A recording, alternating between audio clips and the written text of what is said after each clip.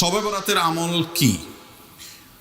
শবে বরাত অর্থাৎ যেটাকে হাদিসের ভাষায় বলা হয়েছে মধ্য শাবানের রাত, শাবানের মধ্য রজনী, 14ই শাবান দিবাগত রাত। এটাকে আমাদের সমাজে বা পাক ভারত মহাদেশে এই অঞ্চলে, ইরানে, এই সাইডে শবে বরাত বলে। হাদিসে কোনো শবে বরাত নাই, হাদিসে আছে লাইলাতুন নিসফি মিন শাবান। তো যাই হোক, বরাত মানে যদি মুক্তি হয় তাহলে সে অর্থে ঠিক আছে। এই রাতে আল্লাহ তাআলা মুশরিক যারা শিরকে লিপ্ত এই লোকগুলো ছাড়া, হিংসুক ছাড়া, বেদাতে লিপ্ত ছাড়া, যে ব্যক্তি সুন্নাহ মেনে চলতে চায় না এই লোকগুলো ছাড়া বাকি সব ইমানদারদেরকে সাধারণ ক্ষমা ঘোষণা করেন।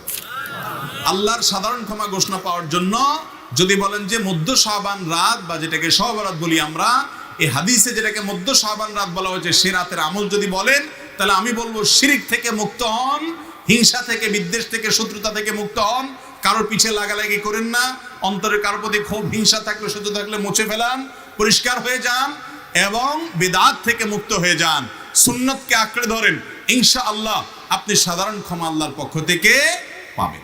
কথা কি বুঝাতে পারছি? এছাড়া যদি এরাতে কেউ ব্যক্তিগতভাবে আমল ইবাদত করে, অন্য রাতেও করে, এরাতে আল্লাহ ক্ষমা করেন, এতটুকু অন্তত হাদিস দ্বারা সাবেত অবশ্যই আছে।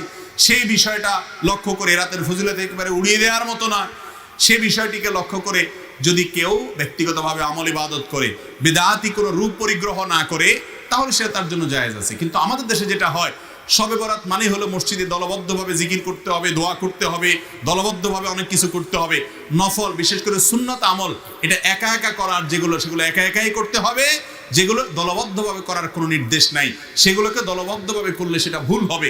মসজিদে ঢোকার সময় দোয়া পড়তে হয় আল্লাহুম্মা ইফতাহ লি আবওয়াবা রাহমাতিক।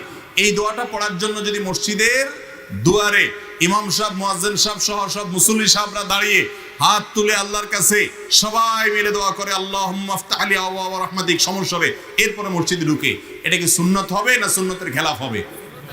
ঠিক একইভাবে এই রাতে নবী করিম সাল্লাল্লাহু আলাইহি সাল্লাম, সাহাবা একরাম, সালাফ থেকে মসজিদে এসে দলবদ্ধভাবে কোনো দোয়া ইবাদত বন্দেগী ভাবে আমরা যেভাবে করি এরকম করার কোনো বর্ণনা পাওয়া। অতএব এটাকে আমরা যদি সিস্টেম বানিয়ে নেই তাহলে সেটা কোনো শরিয়া স্বীকৃত কোনো পদ্ধতি হতে পারে না। বিধায় এই রাতকে কেন্দ্র করে অনেক কাজ, বেশিরভাগ কাজগুলো আমাদের সমাজ যত কাজ প্রচলিত আছে সব রাতকে কেন্দ্র করে বেশিরভাগই কোনো এগুলার কোনো অস্তিত্ব হাদিসে খুঁজে পাওয়া যায় না। যেমন হালুয়া খান, শবে বরাত মানে হালুয়া, এটা তো একটা কমন আইটেম। ভাই হালুয়া কারো খাইতে চাইলে খান, ভিন্ন কথা, কিন্তু এই রাতে খাইতে হবে, এই হাদিস বানায়া, জাল হাদিস বানায়া খাওয়া জায়েজ নাই। আপনি এমনি অন্য সময় খান, এ রাত্রেও খান, কিন্তু আপনি অন্য কোনো সময় খান না। এটা এটার খাওয়ার ফজিলত বানাইছেন কি, যে নবীজির দাঁত ভাঙছে সেজন্য হালুয়া খাইছে, তাই আমরা ভালো দাঁত নিয়ে হালুয়া খাইতেছি। আপনার বাবার পাও ভাঙছে, ভদ্রলোক একটা লাঠি দিয়ে ভর করে খোড়ায় খোড়ায় হাঁটে, আপনার ভালো পাও নিয়ে আপনি যদি একটা লাঠি নিয়ে খোড়ায় খোড়ায় হাঁটেন, এটা কি তাকে ভেঙানো হবে না? এই ভেঙানোর কারণে এটা কি বাপের সম্মান দেওয়া হবে নাকি তার সাথে তামাশা করা হবে? আর দ্বিতীয় কথা হলো, নবী করিম সাল্লাল্লাহু আলাইহি সাল্লামের উহুদের যুদ্ধ এই শাবান মাসে বা তার আগের মাসে হয়ই নাই যে তিনি হালুয়া খাইছেন। বিধায় এই সমস্ত জাল হাদিস আমরা আমল করব না। এই উপলক্ষে আপনার আতশবাজি করা সহ অনেক ভুলভাল কাজ আছে, সেগুলো আমরা করব না। বাকি রাতে আল্লাহ তাআলা মানুষকে ক্ষমা করেন, আপনি আল্লাহর কাছে ক্ষমার আশা করেন, শিরক থেকে এবং হিংসা থেকে, বিদআত থেকে নিজেকে পরিচ্ছন্ন করেন, আল্লাহর কাছে দোয়া করেন, সেটা ভিন্ন বিষয়। আল্লাহ তাআলা আমাদেরকে বুঝার তৌফিক দান করুন।